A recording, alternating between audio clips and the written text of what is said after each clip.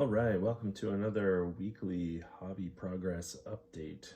This is my lunch break work for the week, and let's jump right into it. So the first thing I want to show off is from Relic Miniatures. They are a mainstay on the show. I just love painting their models. Probably going to paint a few models every week for the foreseeable future. So let's start with this guy.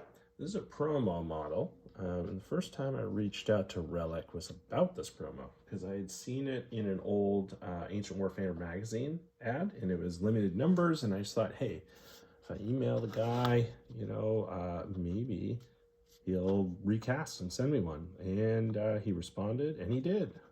He was able to send me this model, and now they're up for sale on the website again.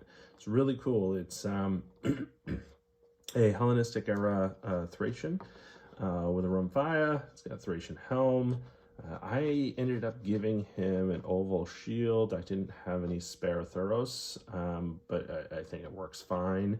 And I liked the kind of light, the light amount of color given the way that I painted the rest of him. I think quite understated, but again, I really love this miniature, and it was fun to do. I assume this is a Roman commander he's got on the end there. I guess it could be, a successor state general as well. Who knows? He is going to be fielded as a hero model into the strongest, and I'm also going to be using him in my Saga war band. It's just kind of a random dude. He can be a hero for scenarios that allow them, a messenger. And he also could be a stand-in for my unit of Rumphia armed Dacians.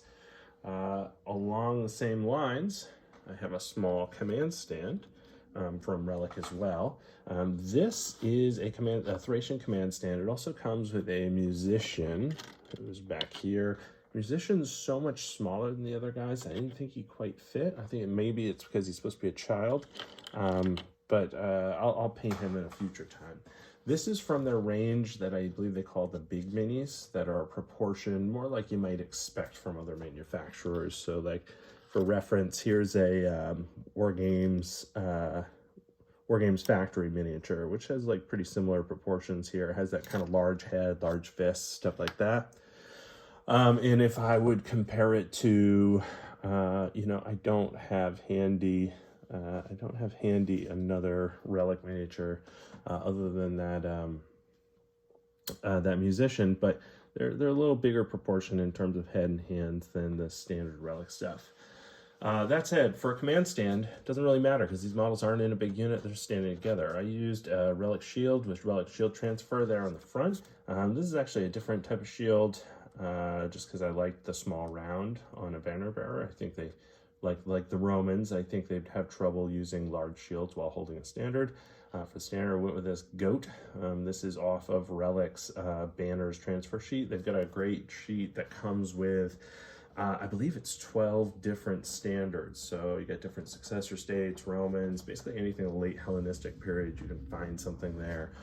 This was just really cool, fun to do. I threw in a little extra blue and yellow, just because, why can't Dacians have a little Ukrainian flair? I think it works pretty well. I'm going to use this guy as a Saga commander on foot with banner. I'm also going to use him as a command stand into the strongest, and who knows what else. So continuing on a very similar project, and I painted them at the same time, I wanted to finish off my Saga figures. I'm sorry, my Saga warband of Dacians, who I use as late Romans, and I also use them as pagans. I had only 4 points painted for a team tournament that I did. We went there, we had a ton of fun, and I thought, hey, let me finish off 12 points. So I now have, not 12 points, sorry, 6 points. I now have 6 points painted and finished. So here's a unit of 12 javelins, and now I get to downgrade or upgrade my spearmen, which I've been running as javelins. I get to run those spearmen instead as warriors, which helps me shift an extra point to get me up to 6 points. Here they are. The Dacians would have used Swabian mercenaries pretty often. These are kind of Germanic mercenaries, in my own kind of already stretching the historicity of all of this, but in my own headcanon, these guys come from the western reaches of Ukraine. And of course, I had to put in blue and yellow. Every figure, or most every figure, has some blue and yellow elements. Maybe I can get it in here. I did do quite a bit of stripes in there, just for fun. We get some red and white stripes and blue and yellow stripes, just to add a little visual interest to the unit. So Saga's complete. I'm going to step away from Saga for a little while. I kind of need to get some games in before I paint any more for that game. And hopefully I'll do that over the summer. I have ordered a Saga Matte, and then I've finished all of my Saga Terrain. Okay, another game that I've been trying to finish a force for so that I could start to play now and again is A Song of Ice and Fire. So I have here another magnetized unit. These are Bolton, I forget what they're called, but they're Bolton hunting hounds basically. And nothing special about them, but I did really like Ramsey. I spent a little extra time on him and really enjoyed the process. I gave him these red and white stripes. I gave him book colors with the kind of sickening magenta pink, and gave him a little extra, more pale skin than I would normally give folks. But that was a fun little mini to do. I also, so that's my second full unit I've completed for the game. I've got 2 more units to go. And then I got done pretty much all the characters I'm going to need, with plenty of options to swap things out. It's all the characters I'm going to need to play this game. I'm going to be using the George R.R. Martin model as a stand-in for whatever I want him to be. Just because he doesn't actually have a representation of the game. I figured it's too nice of a figure to go to waste. I got my Peter, my Catelyn, Eddard, Theon's back there. I've got Rob, the young wolf, who is going to be fielded in those Bolton Hound unit. And I've got Cassell, who's pretty cool. Got some pretty cool commander abilities. I have played a few games of this. I want to play more, but the local store plays it on a weekly basis, and they have tournaments every couple months. I'd love to go to one, but I've never really played in a tournament without painted models. I don't plan to, so I really need to finish painting before I can show up for some more games. All right, so I did some light hobby projects, just trying to finish some stuff up. For my Imperials, I bought a bunch of Foundry models that were already painted. I reshielded them and rebased them. And here's 2 of those units. These are auxiliaries, as you can tell. The shield transfers, although Little Big New Age Studios sells them as shield transfers for Wargames Foundry, they don't quite fit. So I suspect what they expect you to do is paint the rims, even though these are completely flat shields with no texture around the edge. I expect they may expect you to paint the rims with some type of metal. Honestly, this is just a fun army to have around. I didn't want to spend much time on it, so I didn't paint those rims yet. I might go back and do it. I'm using up some old basing material I had. This is going to be, again, this is my guest army, you know, so when people come and want to play some two of the strongest, they can jump in and use my Romans. I am trying out these magnetic bases from Ironheart Studios with 3mm magnets, and they hold pretty well.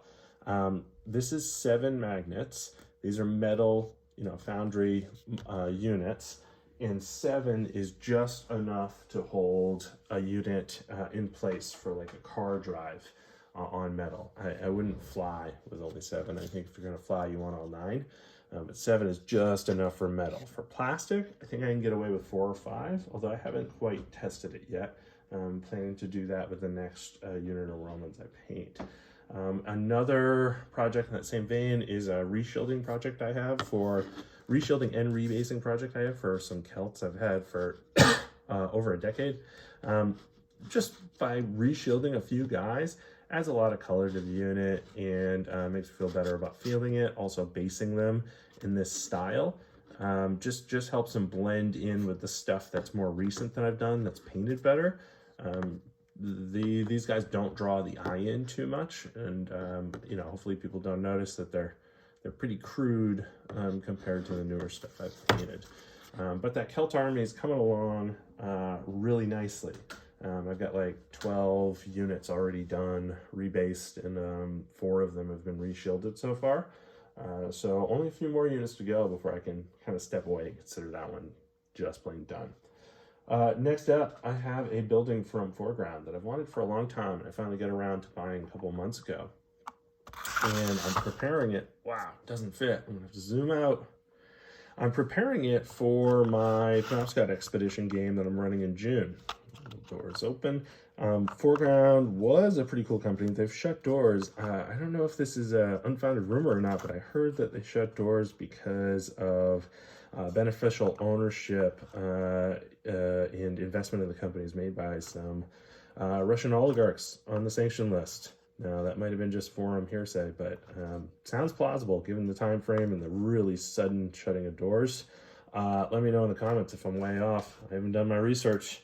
But Foreground makes some really cool buildings. I have a ton of their buildings. All my colonial stuff is them. I really like it.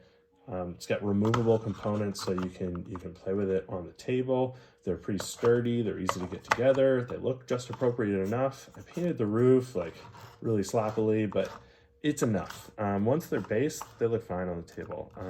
This is going to be a blockhouse inside of Fort George.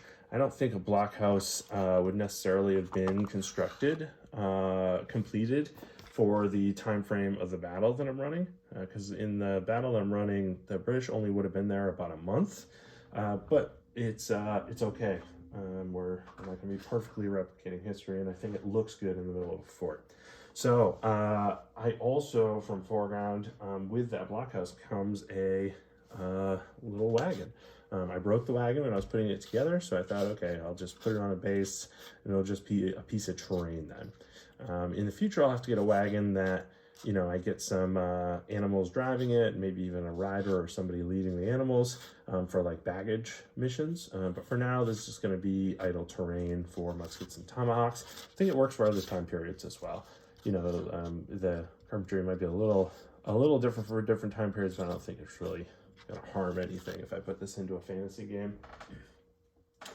Also, for that same overall project, I've built a Fort George. So I'm not going to show the whole thing because it's too big. I have another 5 wall sections to show, but we have a gate. Oh, cool. All right, it opens. We have a wall section. We've got like a few corner sections. Try to show these. And then I'm gonna have to zoom out again. And then I also have some broken wall sections that I can bring in if the walls are breached by cannon fire or something like that in our game. If, you know, I don't have any of my appropriate minis sitting around, but here's how it looks with a 28mm guy in there. Here's a guy coming through the gate. You know, it works pretty well for 28mm. And I actually think I could, in a pinch, use it for Roman.